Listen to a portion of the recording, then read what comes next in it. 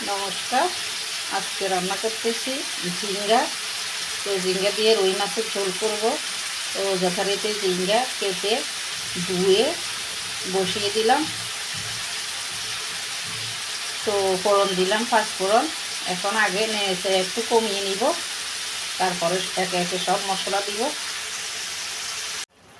তো এবার দিয়ে দিলাম লবণ, হলুদ, মরিচ, জিরা গুঁড়া, কাঁচামরিচ সব কিছু দিয়ে কষিয়ে নিব ভালোভাবে। যে গরম রে ভাই, রান্নাঘরে থাকতে পারতেছি না, পুরো শরীর ভিজে গেছে। খুব কষ্ট করে রান্না করতেছি। তো কষিয়ে নিলাম ভালোভাবে। ঝিঙ্গে নরম তরকারি, কষানোর সাথে সাথে সিদ্ধ হয়ে গেছে।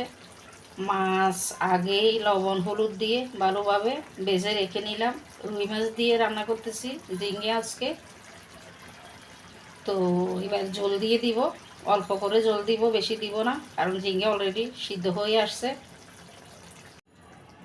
তো হয়ে গেল আমার ঝিঙ্গা আর রুই মাছের ঝোল। লবণ দেখে নিলাম ঠিক আছে। তো আজকে পর্যন্তই। সবাই ভালো থাকুন, সুস্থ থাকুন, নিরাপদে থাকুন।